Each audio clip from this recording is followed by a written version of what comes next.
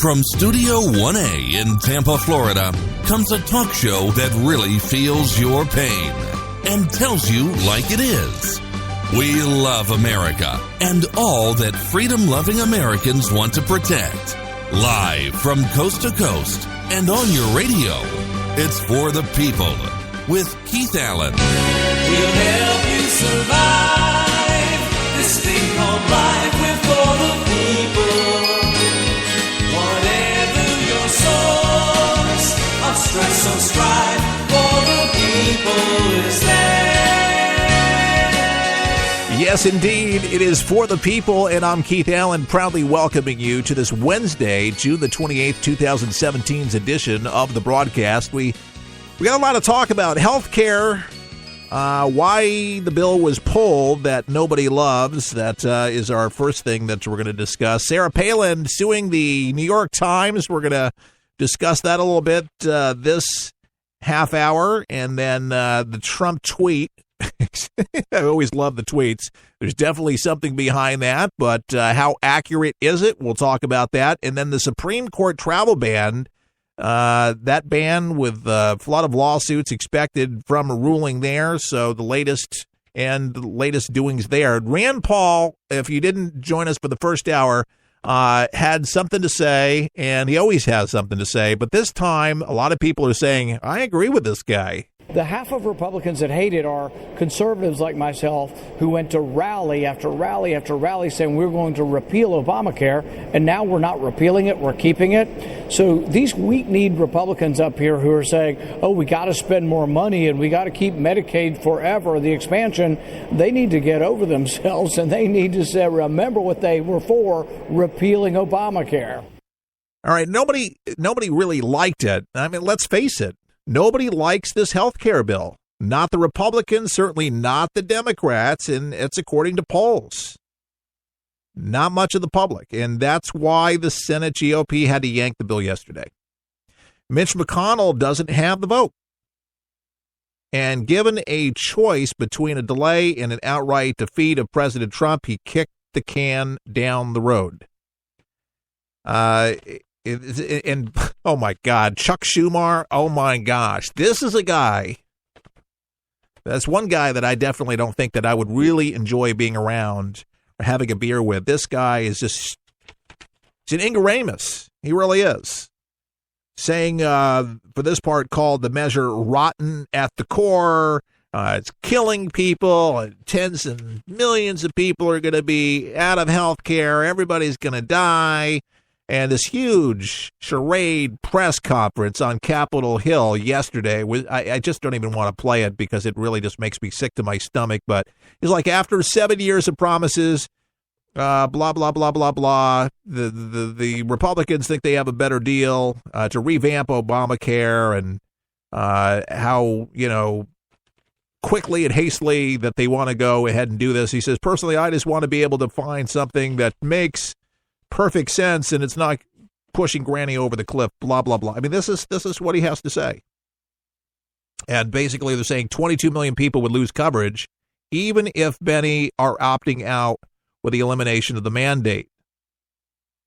In a Wall Street Journal NBC poll, 16% said the House health bill was a good idea, and 48% called it a bad deal. 16% said the House health bill was a good idea. 48% called it a bad deal.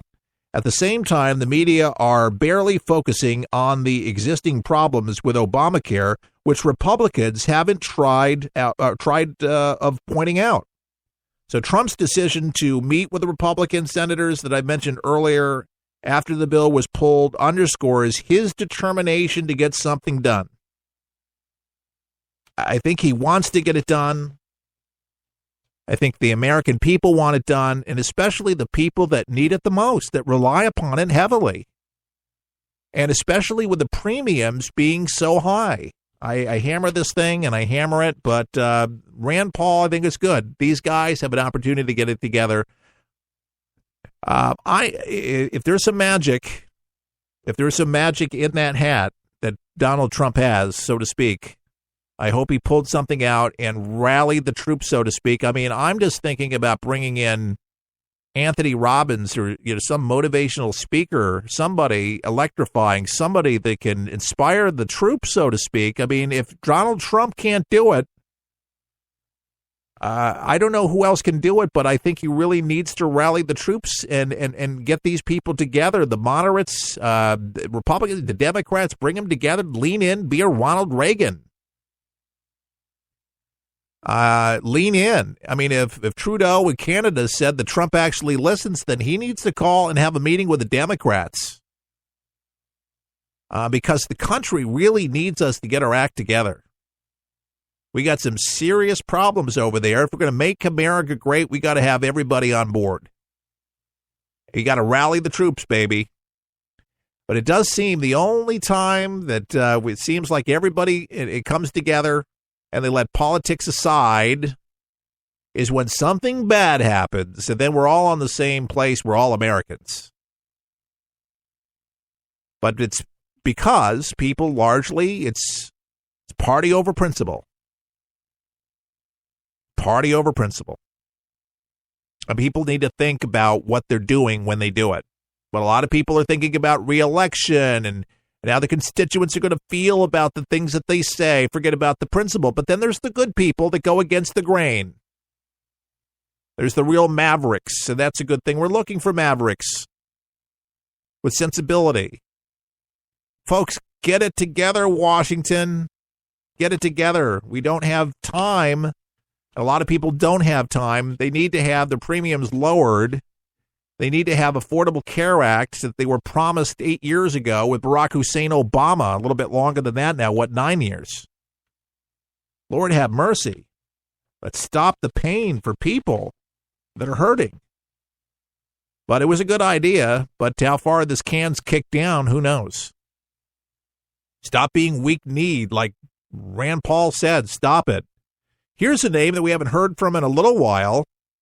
Sarah Palin. She's suing the New York Times over an editorial tying her directly to Giffords' shooting. I mean, this is a terrible story. This is a terrible thing that the New York Times has done. It was an editorial that tied her to the January 2011 shooting of an Arizona congresswoman. And we have an affiliate out in Phoenix, and I'll never forget the shooting. I mean, that was just a sad day. And to see it just happen again, open fire on people that are serving our country, it breaks my heart to see it. And then the New York Times to drudge this up and bring her name up again and tie her to the hatred that's going on in our country is terrible. Palin's attorney claims that the paper defamed her in June 14th in an editorial piece this month, published hours after House Majority Whip Steve Scalise was shot and wounded by a deranged man while Scalise was practicing with the GOP's baseball team in Alexandria, Virginia. He says, we have not reviewed the claim yet. We'll defend against any claim vigorously. This is the New York Times spokesperson Danielle Rhodes, basically against what Palin's saying. Palin being represented by Kenneth Turkle, Shane Voight in Preston in the suit, big law firm. Turkle and Voight were part of the team that secured Hulk Hogan a $115 million award at a trial from a Gawker Media Group. Gawker appealed, but the two sides eventually settled for $31 million, and Gawker and its founder, Nick Deaton, were forced to file for bankruptcy. But see, this is the reason why Donald Trump goes on Twitter and why he calls CNN FNN, fake news network, and that's why he repetitively does it. And Sarah Palin, for whatever she's asking, it's not going to be asking for $115 million, but a fraction of that's not going to be that much, maybe $500,000 or so. But whatever she is asking for, she should get because it defames her. and it makes her look like an idiot. Now, maybe you're not a big fan of Sarah Palin. Maybe you don't like her. Some people do. A lot of our listeners like her. Some don't. But it doesn't give the right for the New York Times to print a false story saying that she was the reason because of her rhetoric, what they're saying, and what they said in the column, caused the shooting. Her rhetoric. Forget about the lying media. The Times used its false assertion about Miss Palin as an artifice to exploit the shooting. Palin's attorney stated in a suit, which he's right to say, the Times published and promoted its editorial board column despite knowing the false assertion that Miss Palin incited Tucson shooter Jared Loeffler to the murder of 6 people, the suit added. In doing so, the Times violated the law in its own policies. Palin is seeking damages of the amount to be determined by a jury. New York Times opinion says, we're sorry about this, and we appreciate that our readers called us to the mistake. We've corrected the editorial. So the New York Times opinion section, they put this just little rebuttal on June 15th at 11:40 a.m. And they said, we got an important fact wrong, incorrectly linking political incitement to the 2011 shooting of Giffords. No link was ever established to the Alexandria, Virginia shooting of Scalise. The New York Times spoke to Washington Post, CNN, MSNBC, CBS, ABC. All of these people put out this propaganda, this garbage, but it was the New York Times for this one specifically. People wonder why there is this tirade with the Palin, and then Sarah Huckabee Sanders with that exchange there with CNN and with the reporters there. It's because of things like this that outrage Donald Trump, and it outrages everybody that voted for him, or any American that just wants it right and doesn't want the BS. They just want the story straight. What happened? Who, what, why, where, and when? The 5 W's of journalism.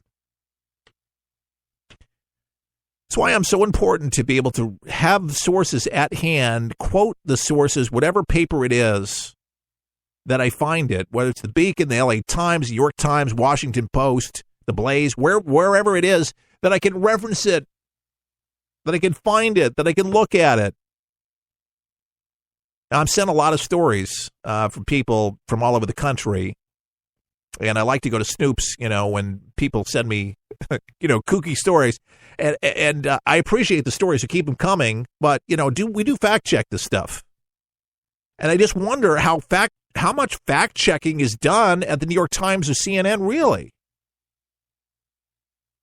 Because, if it wasn't for the president, if it wasn't for him calling out CNN, the New York Times, Washington Post, all these people for the lying corruptness that's going on in media, because there's no truth in media there. There's just not. There's very little of it. And you really have to do your own fact checking many times when you're watching these channels. The problem is that a lot of Americans, they just don't have time to do it, and they just believe it. Sadly to say that they believe it. But it's echoed by other news agencies that subscribe to the very same thing. And they're like, oh, okay, now I see it on AOL. Katie Couric is saying it.